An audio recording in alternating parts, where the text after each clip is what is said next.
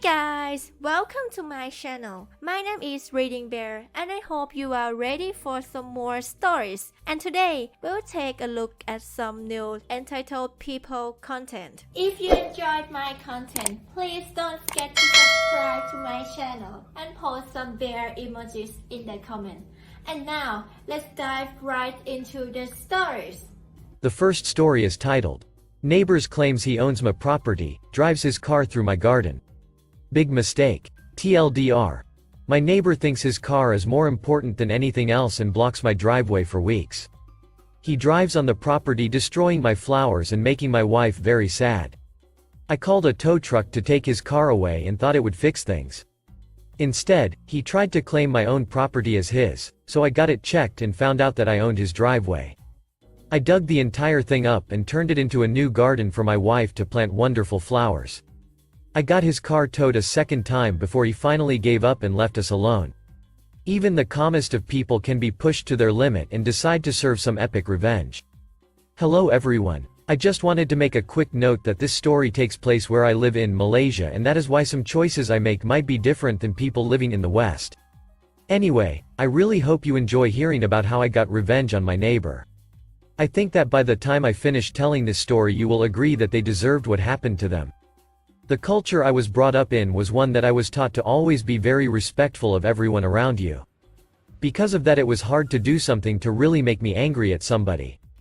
And most of the time, even when I was angry, I wouldn't do anything to retaliate out of respect for the other person. My neighbor thought broke that line and caused me to have no respect for him, so all of that got thrown out the window. You must be wondering what this guy could have done to get me this upset, and it really all started with his car. This guy seemed to value his car over everything and everybody. I had never even heard of a person like that before and was appalled at the things he would do. Mainly when he didn't have anywhere close to park, he would decide to block my driveway for the pure reasoning of he deserved it due to how nice his car was. That was no excuse to block someone's driveway and stop them from using it themselves. Some days I would come home and have to find street parking because my driveway was not accessible because of neighbor. He did more than just park on the street in the way like I have seen many people do before. No, he wanted to park sideways like it was street parking, but more in so that he was partially on me driveway and partially on the grass. I had always grown up with a sense of making one's home beautiful, and that applied to the outside of my home as well. My wife shared those values and planted a ton of flowers that were beautiful as well. It made all the family that came to visit us happy to see the pride that we took with our home. Not to mention that my wife loved those flowers more than anything else we had.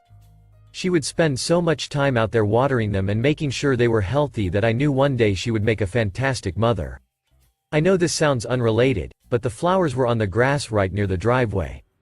The aftermath was when my neighbor put his car there, he ran over a bunch of the flowers, killing them. I even found tire marks and more dead flowers that would suggest he just drove across our entire lawn to his house. He didn't even have grass, so I guess he didn't care about damage to his property. I remember less about the details of what was destroyed and just that my wife was so upset because she had spent so much time planting and taking care of those flowers. That was what crossed the line for me when it came to not respecting him anymore. He couldn't make my wife upset and get away with it just because I was taught to be respectful to everyone. I went to him and told him that he couldn't just park blocking my driveway and had to find normal parking like everyone else. He actually laughed in my face and told me that his car was worth more than my life and he would do what he wanted. I pointed out that he too had a driveway, but he said that he needed that for his wife's car and that he wasn't going to try and make two fit, even though he probably could have. It was clear that there was no way to reason with this guy, and instead I just needed to get revenge to teach him some manners and to respect me. Like many other places, it is illegal where I live to block someone's driveway like that, so after all this time of doing nothing I got his fancy car towed. It felt good to show him that I wasn't someone that could just be stepped all over.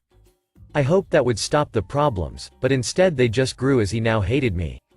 He tried to dig up some of my yard, claiming that it was on his side of the property and that I couldn't do anything about it. So, even more flowers got destroyed and I had to get even bigger revenge on neighbor. It actually wasn't planned to be revenge when I went to find out from someone where the line was and then would just make him stop. What I didn't know before was that I owned a good chunk of land that we both thought was his property. The best part being was that where his driveway was belonged to me, and that was when I knew what I was going to do. I thought it was fair that since he liked to take my driveway away from me, I was going to take his away. I got a fence built right where the line was and then dug up what used to be his driveway. In that spot I set up a nice spot that would be perfect for my wife to set up a new garden. It was another area, and she could have complete control to plant anything she wanted there to make up for what got destroyed by the neighbor. Really, that was all I wanted at the end of the day. Were the two things that ended up happening. The most important was that my wife was happy again and wasn't having her flowers be destroyed. The second thing being that neighbor learned that I can only be pushed so far before I push back. He did try to block my driveway one more time and got towed again. He yelled at me for it, but I paid him no mind and told him I would keep doing it if he kept blocking me. After that, he didn't try to block my driveway, and now without one of his own, he would have to find parking in the street or build himself a new driveway. I don't think that I will be having any more problems with him, and I can go back to my normal lifestyle. So far he has been the only person to push me far enough to stop being respectful and peaceful to everyone around me. While I did enjoy getting revenge, I hope that it isn't something I will ever have to do again. I hope you all agree that he deserved what I did to him, and that maybe in the future he will not do such things to people. The next story is titled, "You Know the Owner, Really?" So, this isn't as crazy as some of the stories that I have read here, but here is my recent experience with an entitled person. Some background information before we get started. My stepsister and her girlfriend rent a house that my boyfriend and I purchased, rehabilitated and remodeled in a college town in central Missouri. They are on the lease with some fellow students at the local college. So, in a 3-bedroom house, there are 5 girls. My boyfriend is over often because he takes care of a lot of the gardening and the tasks that require some heavy lifting. He had warned me that the next door neighbor is a bit nosy and seems to be the old biddy type, despite not being elderly. Just for those keeping track, that is 5 girls, and 1 guy that routinely comes over. I haven't really been to the house since we finished it, until this last weekend. Someone had suggested that some small garden boxes along the side of the house would be nice so they can plant some herbs and maybe some vegetables come springtime. And I am all about that. Since I'm the green thumb of the couple, I went over and built some terraced garden boxes along the side of the house. Each about 4 foot by 3 foot, so each bed was about 3.5 foot wide by 3/4 of a foot. Why am I doing this right before winter? Basically so we can make sure that the boxes are draining properly without losing too much soil from the box due to runoff. I am just finishing up when the old biddy makes her appearance. The conversation starts off rather normal, even though I can tell that she is digging for some gossip to be able to tell the women's group at church. Then she beckons me closer and says, "I know you're just the hired help and are just here to do a job, but do you know what this house is?" "No, what is this house?" I ask. "Well, I don't want to get involved, but I figured I ought to warn a pretty young thing like yourself, that this a brothel," Karen says, her voice lowered conspiratorially. I ask her what proof she has of this, and she explains that she saw a man here about a week or so ago. We collect rent on the 5th, and he was telling the girls that they had to pay him. She then goes on to explain that when he went to leave, my stepsister and her girlfriend both gave him a long hug. I ask her if she has anything else, and she says that she sees a mixture of people coming in and out, mostly men coming and staying for a couple hours or so before leaving, which really ain't that unusual for 5 college students to have friends and classmates to come over for study groups and/or group projects. My mistake is I ended up rolling my eyes and clearly appearing uninterested in listening to her further because she started to huff. "I see you ain't concerned about those girls and their welfare. I bet that pimp has you in on it too. Well, I know the owner of this property and I'm going to call them and report what's going on to them." This is where I knew I had her, because my boyfriend and I own this place outright, and I don't know her from Eve and she clearly didn't know my boyfriend from Adam. "Go ahead, Karen. Why don't you call them over?" I say to her. "Oh, well, they live in St. Louis, and you know what that means," Karen says. No, I really don't know what that means," I push, trying to figure out if she innocently just means that it would take the owner too long to get here, or that the owner doesn't care. But St. Louis and/or Kansas City have also become a bit of a dog whistle for black in this part of the state, and that is exactly what I think she means by it. Almost confirmed by her stuttering over her words, and repeating, "You've got to know what that means.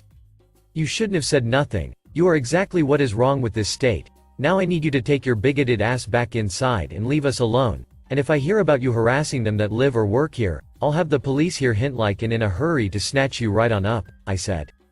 This did have the desired effect of making her go away. What I failed to foresee in my anger was Karen calling the police and claiming that I threatened her. My stepsister came out shortly after Karen went away and was talking to me about her and some of the rude comments that had been sent her and her girlfriend's way from, "Bless your hearts," and, "Y'all need Jesus," to, "You whores are going to hell." It was about this time that the police roll up and start asking me questions about what was going on with Karen, as they had gotten a report that someone matching my description had threatened her. So, I relate to the officer more or less what happened above. It's at this time my stepsister asks the officer if she can show him something on her phone. The officer says yes, and my stepsister proceeds to show him a video, with audio of the conversation, and this lovely, 6-foot-plus tall police officer that is also African American also picks up on the unspoken meaning of St. Louis owners, and it is clear that it gets his hackles up. My sister then proceeds to show him videos of Karen's harassment towards her and her girlfriend. He gives a clipped, "Y'all can go inside, but don't go far, I'll be right back." Us all being biddies in training, immediately gather round the side window that allows us to overlook her front door. He marched up to her door and gave it 3 thudding clubs against it before waiting for Karen to come out. Unfortunately, he did not have the conversation on the porch with her, but I will say this, even with all of her doors and windows closed, we could hear the officer's raised voice. He came back about 5 minutes later and told us that he had warned her to leave us alone and to stop harassing us. Before leaving he gave my stepsister his card and said that if she starts up again, to give him a call and he will get us a no-contact order and charge her from harassment. It's been 4 days, and Karen won't as much as look in the direction of anyone in the house. Hopefully this is the end of it. The last story is titled, "You pay the rent, the lease is in your name, but your flat is mine." So this happened about 8.5 years ago and I get reminded of it from time to time. I was on the government waiting list for a house, flat for over 8 years when I got a call ask me to go to a viewing. I went to see the flat. It had a small bedroom, a tiny bathroom and sitting room and a kitchen. It wasn't much but it had central heating. My old place was one room with high ceilings and no heating. I took 2 seconds to think about it and signed the lease. A week later I got my keys and started moving a few things in. My friend, entitled Bitch, Eb for short, who I'd stay with sometimes on the weekend, wanted to come by to see the place before I moved everything in. She lived up the street from me now, so I told her to come and take a look. She walked in and started telling me how I was going to repaint and decorate. What the hell? And it continued on like this. Eb. So the bedroom is going to be completely Hello Kitty themed. Me. No, I like the color it is. Eb. And we'll have Victorian porn wallpaper in the bathroom. Me.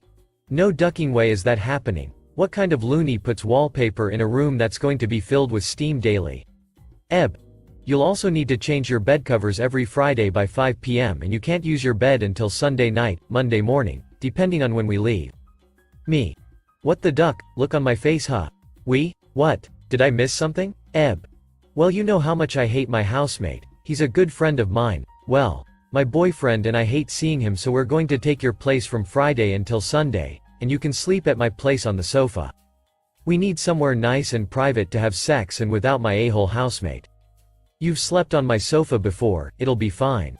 She gave me a huge grin and followed it with, or we could move in here and pay your rent and you can sleep on my sofa and pay my rent. Hers was not a government flat and she paid at least 10 times more rent for her place. I put up with her ranting about how she was going to properly decorate for a couple of minutes, and she was sure to tell me not to move anything else in until she could inspect it and see if it was on her approval list before it came into the flat. Needless to say, I kicked her out and blocked her number, social media, etc. She spent a while badmouthing me, but thankfully enough people knew how crazy she was and probably still is. Edit. I just wanted to add, when I stayed here on weekends it was because we were partying. I had my own place across the city. I wasn't homeless. She was an entitled Karen who felt entitled to my life, her housemates lives and everything we own. We don't know how she got this way but we noticed it got worse after her breakup 10 years ago. Her current boyfriend seems to have pushed her over the edge and into lake entitlement. Thank you for listening.